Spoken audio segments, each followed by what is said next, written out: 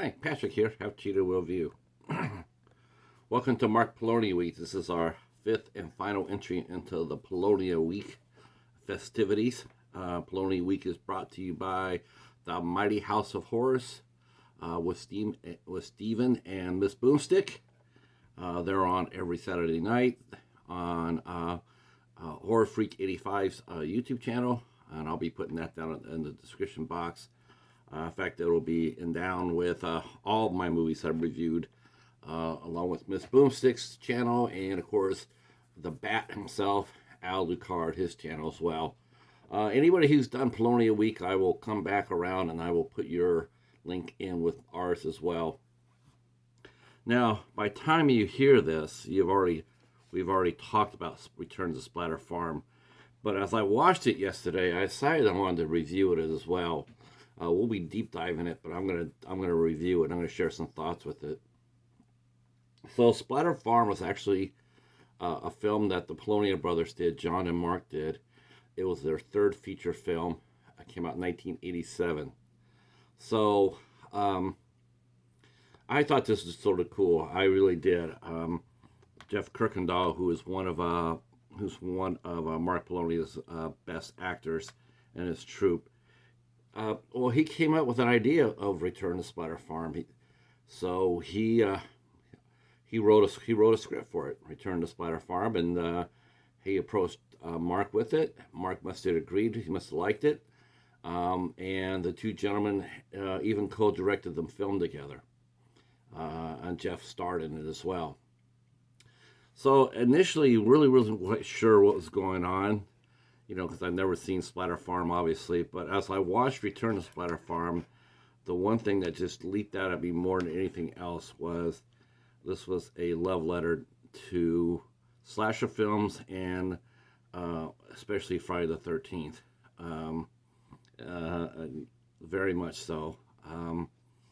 And what a great letter, too, for the most part. There's some things that we'll talk about. So the movie basically is really simple. It's Slasher 101. A group of kids are going out to, in fact, this actually felt sort of like the plot for Amityville Death House. A bunch of kids go out to get a property that a relative has left them, almost, or going to see a relative per se, and they go to this house that has a really bad reputation. Well, while the aunt was still living in Amity Death House, the girls are going, the group is going out to see about the house that was left to them, left to Bobby, who's played by Danielle Donahue. And her friends are going with her, Brad, Daphne, Gopher, and Liz. And they roll up on the way there, they roll up into a gas station, supermarket, and they have a little bit of an encounter with a married couple there, and then they get their stuff and they go up to the house. What they don't know is the house has been used for don't know how many years, but there's a gentleman who lives there, as we see in the opening scenes, that he's been there. He's been there all this time. He's been there, and he's protecting the house for a very long time. In fact, anyone that goes on the property is going to run into a bad time. We see that in the first scene, and then we see it later on with the group of kids. After a little bit of a slow start, the movie does take off a little bit, and pretty soon everybody starts meeting their demise one by one. Not always the same way, though. I gotta give some credit for that. They did make one character's death a little interesting. I thought it was like, okay, it's not what I expected in a slasher film, but you know what? Go for it, right? There is a final girl. I won't tell you who it is. There is a final girl, and there is room for a sequel to Return to Splatter Farm. So you could return to Splatter Farm. Okay. Maybe that didn't work. I don't know. But let me just tell you a little bit about what I thought. One, it's definitely a love letter to Friday the 13th. The plot is almost lifted. No offense, Jeff. No offense, but so many elements were um, that it's not set in a lake. It's set. I'll give you that much. It's set on a farm in the middle of the Midlands, and but the same sort of get there, get some supplies, go up there, get warned off the property, like Crazy Ralph did, and then have the killer come out and kill you one by one. Um, I so here are some of my thoughts. Um, I have to admit I like the idea. I love the idea of a love letter. I do. I think when you pay tribute to a movie like that, like iconic movie like Friday the 13th, it's always a good thing, right? The heart is there. It's behind it. For this movie was, I tell you what, this movie has it did surprise me. It surprised me, and even went back to some of the old 80 tropes, which is I had never seen this in a Polonia film before, but this is the first film that they actually featured nudity, which is I never seen that in a Polonia film. And so I mean, when I said it was a love letter back to the 80s, it really was. Um, it, I really wanted to like this movie a lot. I really did. I mean, I liked the idea of where it come from and whatnot. But here's the problem with the movie. The movie, it suffers from the lack of a menace. It's not menacing. Jeff Kirkendall, who plays Jeremy, he just wasn't menacing at all. At all. You couldn't believe him as a killer. You just didn't. I mean,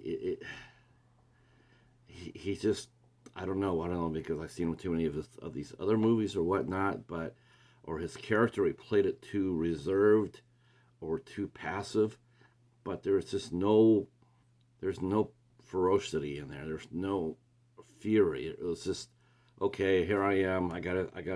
We could be friends, and then slash. It's like there's no menacing there. And what it does, it makes the other characters really, really look weak, because any other character would be able to stop him easily. He didn't have the physical. He didn't look big, imposing. He wasn't imposing physically. He didn't look like he could. It looked like everybody there in the movie could have stopped him, a one-on-one. And that's not a good look for a slasher film necessarily. Not one like this. Some other ones maybe, like in a haunted house, like in a crawl space where his size, his small stature could be used into his advantage. But when you have a wide open farm setting, or a lake setting, you want your killer to be big, large, and imposing.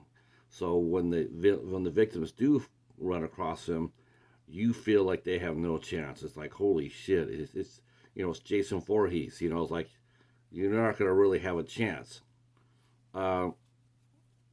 Unfortunately for Jeff Kirkendall, he's a fine actor, but not in that role.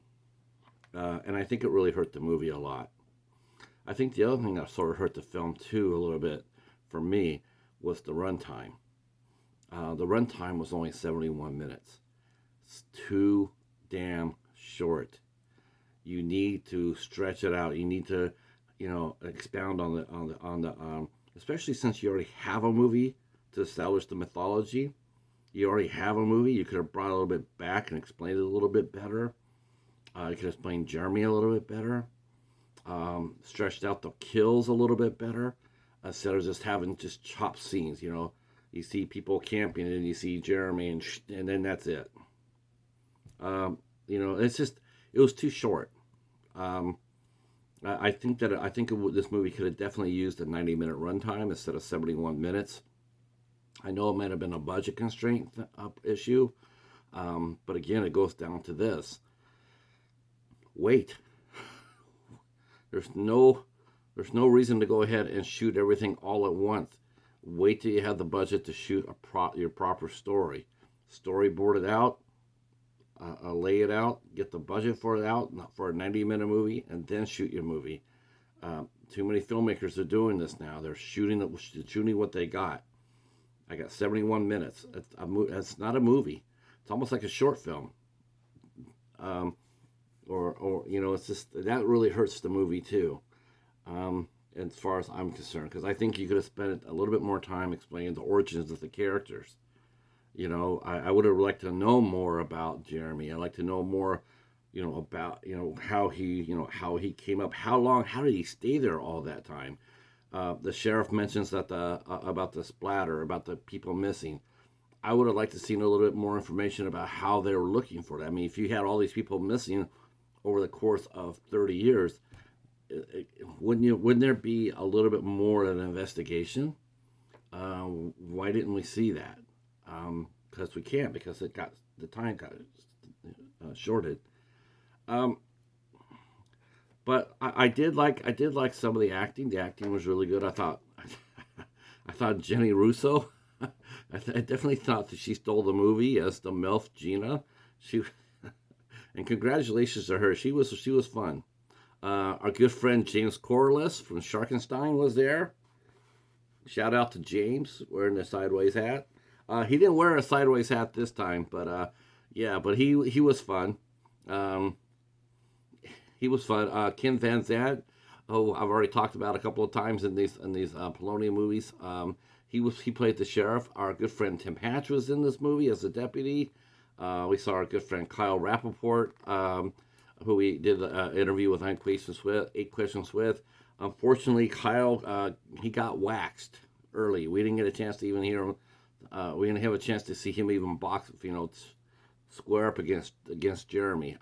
That should have happened. That should have been in the script. Kyle should have been squared up, gone out fighting. So this movie was it was a hit and miss for me. It was like right in the middle of the road. I mean, there were some elements that I really, really liked. I really liked the idea. I really liked the idea. I really liked the idea of the love letter. I just wish it could have been executed just a little bit better. That's all. This movie is packed with Polonia Pals, by the way. There's so many. All the usual faces you see in all of Mark's movies, they're all here. They're all here. And that made the movie a lot of fun to watch. It's like, how many Polonia Pals could you spot? Well, the whole damn movie. So that was a lot of fun. And like I said before, I would not mind seeing another Splatter Farm, but I would like to see maybe Jeremy has a cousin or something on steroids or something. I don't know, but I just like to see just a slightly more physically imposing character, as the bad guy. That's probably my one thing I would tell Mark going forward in doing this movie is that. Otherwise, I saw this movie free on Tubi, so I'll put the link down for Tubi. You guys go check it out. I'd like to thank you guys for watching Polonia Week. Amityville in Space will have been out by now. By the time you listen to this, it'll be out. It'll come out on the 19th. You should be able to pick that up at wildeye.com or at probably most likely at Walmart as well. Or even bestbuy.com. I don't know, but I would think you would. Anywhere where you buy your movies, you should be able to buy Amityville in Space. Thanks to House of Horrors for collaborating with us. We really enjoyed it. Thanks so much, and we'll do it again next year. All right, thanks so much. And if you're new to the channel, give us a subscription, hit the notification bell, and then drop a couple of comments down below. We appreciate it. They'll really help the channel, and we'll talk at you soon. Peace.